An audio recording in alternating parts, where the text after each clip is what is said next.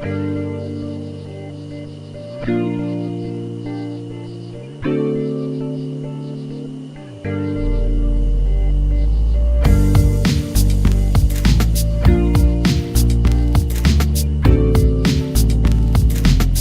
again everyone and welcome back to Everyday Intelligence, the channel where we learn and use military and intelligence instruments to understand the world around us. Today we are going to talk about the Russian Intercontinental Ballistic missile that struck the Ukrainian city Dnipro on November 21st. We will assess and contextualize this event in order to detail the causes and the likely implications of this strike. On November 17th, the New York Times and Washington Post reported that Biden administration authorized Ukraine to use Army tactical missile system against targets elsewhere in Russia, in response to the deployment of North Korean forces to the battlefield in Kursk Oblast to deter North Korea from deploying more forces to Russia. A very popular hoax stated that Le Figaro reported that France and the United Kingdom have authorized Ukrainian forces to use French and UK-provided Scalp, Storm Shadow missiles to strike within Russia. Macron actually gave his authorization to hit Russian territory on May 30, 2024. On November 19, Putin signed Russia's updated nuclear doctrine in a clear response to Biden's decision to allow long-range Ukrainian strikes within Russian territory, as part of Putin's ongoing information effort to influence Western decision-makers into shying away from providing additional support to Ukraine. The 2024 doctrine states that Russia will exercise nuclear deterrence against states that provide territory, air, and/or sea space and resources under their control for the preparation and implementation of aggression against Russia. Russia will consider as aggression by any state that is part of a military coalition, bloc, or alliance as aggression by the entire coalition, and will consider aggression against Russia and/or its allies by a non-nuclear state with the participation or support of a nuclear state as a joint attack on Russia. The updated doctrine added additional considerations to list of the main military dangers that may develop into military threats to Russia and against which Russia will carry out nuclear deterrence to include the creation of new or expansion of existing military coalitions, blocs, or alliances that results in the coalition's military infrastructure approaching Russia's border, actions aimed at isolating part of Russia's territory, including the blocking of access to vital transport communications, actions aimed at the destruction of ecological hazardous objects in Russia, and the planning and conducting large-scale military exercises near Russia's border. The new doctrine states that Russia maintains the possibility of using nuclear weapons in the event of aggression against Belarus or Russia's receipt of reliable information about a massive launch or takeoff of air and space attack weapons, including strategic and tactical aircraft, cruise missiles, unmanned aircraft, and hypersonic aircraft, and their crossing of the Russian state border. The new doctrine retains the same language as the 2020 doctrine describing Russia's receipt of information about the launch of ballistic missiles attacking Russian territory or the territory or Russian allies as a condition determining the possibility of Russia's use of nuclear weapons, and this language regarding ballistic missiles thus does not represent an inflection in Russia's nuclear doctrine despite some reporting suggesting otherwise.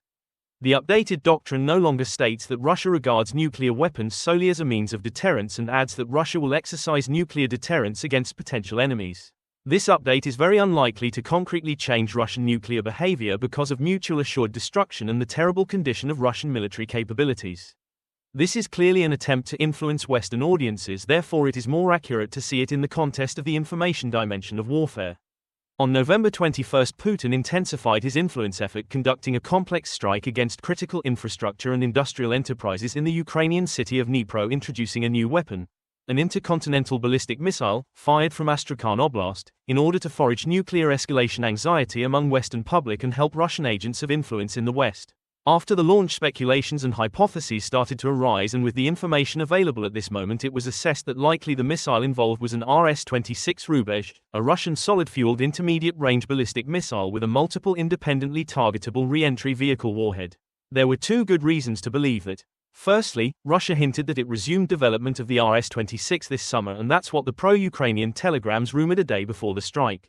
This assessment was accurate. In fact, the missile involved wasn't actually a RS-26 but an Oreshnik, a totally new evolution that is in reality an update of the RS-26 Rubezh. RS-26 is a two-stage IRBM based on the Yars ICBM.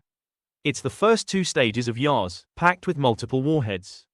Russia tested the system in 2012-2013, then went quiet. One reason that we thought Russia used Rubezh is that Putin hinted Russia would complete the development of certain intermediate-range systems in response to looming US Typhoon deployments in Germany. The RS-26 was always prime candidate. A second reason is that there were rumors swirling on Telegram the day before the strike that Russia would use an RS-26 against Ukraine. Those rumors correctly predicted the launch site, Kapustin Yar. Using an Occam's razor, this was the most reasonable assessment to make. Here are some details on the RS-26 Rubezh. Russia had been developing a version of its three-stage RS-24 Yars ICBM with only 2 stages. According to unclassified reports, Russia conducted 4 flight tests of this missile in the early part of this decade. 2 of these flight tests, one that failed in September 2011 and one that succeeded in May 2012, flew from Plesetsk to Kura, a distance of approximately 5,800 kilometers, 3,600 miles. The second 2 tests, in October 2012 and June 2013, were both successful. In both cases, the missile flew from Kapustin Yar to Sari Shagan, a distance of 2,050 kilometers, 1,270 miles. 133 These tests raised questions about whether the missile was designed to violate, or circumvent, the limits in the 1987 INF Treaty, as that treaty banned the testing and deployment of missiles with a range between 500 and 5,500 kilometers. Russia appears to have cancelled this missile program in 2018, 134, but some analysts believe it might reappear now that the INF Treaty has lapsed. This event caused nuclear escalation fear among Western audiences, but is it really the case? Russia has been utilizing nuclear-capable vectors to hit Ukraine since the invasion of February 24, 2022. Some examples are Iskanders, Kinzhals, Bulava, Kalibr, probably S-300. Therefore, it is not reasonable to fear nuclear escalation because Russia launched an IRBM. In fact, Russia every day utilizes nuclear-capable vector to hit Ukraine, and the risk of the presence of a nuclear weapon is always present but very minimal. Seeing the situation from a different point of view is more interesting. First, we need to understand what deterrence is, so let's go back to basics and recall a bit of theory. In practice, deterrence takes 2 forms, punishment and denial. In deterrence by punishment, the protagonist threatens military force to punish an antagonist if it takes a specific action. If the antagonist does not act, the protagonist does not punish the antagonist. In deterrence by denial, a protagonist threatens to use military force to keep an antagonist from achieving its desired outcomes or to make the antagonist's desired outcomes so expensive, trying to achieve them is not worth the effort. Now Russia has seriously depleted its military storage bases and equipment, thus its deterrence by punishment suffered severe damages. Now Russia lacks expeditionary capability, combat power projection, and the ability to sustain large-scale combat operations in a credible way that can deter its adversaries. Russian special military operation in Ukraine may suffer major sustainment issues in the coming months. According to best-case scenario made with Oryx and war spotting data and GEOINT on Russian storage bases, we could assess Russian tank availability endurance around 6 months from November 2024 if Russia keeps current offensive tempo against Ukrainian forces. Now, after Biden's decision, Russia is likely to suffer more logistical troubles caused by the disruption of rear-placed theater supplies. In this multi-domain operations context, Putin can only better leverage the information dimension against the West due to his military inferiority. Therefore, in an information environment characterized with rumors about Russian nuclear doctrine update, the choice to use an IRBM was consistent towards the exploitation of Western public fears of escalation and assisting Russian agents of influence and disinformation effort in the West. This choice underlines Russian weakness. As if that wasn't enough, Putin notified his Department of Defense just before the launch of the IRBM, clearly highlighting the fear of possible US and NATO nuclear retaliation after early warning alarms about a missile in flight towards the West.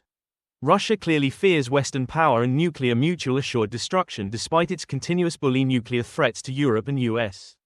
The IRBM strike against Dnipro, in the information dimension, creates a huge show of force and fear even just using a conventional warhead, and creates severe air defense challenges because that vector must be intercepted before the multiple independently targetable re-entry vehicle releases the warheads, otherwise intercepting all the different bombs becomes nearly impossible. Despite these technological advantages, we need to acknowledge that if Russia start using frequently this type of weapon, that choice will damage furthermore its deterrence capabilities. Russian conventional deterrence is heavily damaged and only nuclear deterrence remains, if we assume that corruption, lies and low tech didn't destroy these capabilities like what happened to the army. A large quantity of nuclear vectors has been consumed to deliver conventional warheads in strikes against Ukraine. Now a lack of ICBMs and IRBMs could cause severe damages to Russian nuclear deterrence and weaken even more Putin's regime. If you appreciate the video, press the subscribe and like buttons. We will see you in the next one. Thanks for watching and bye for now.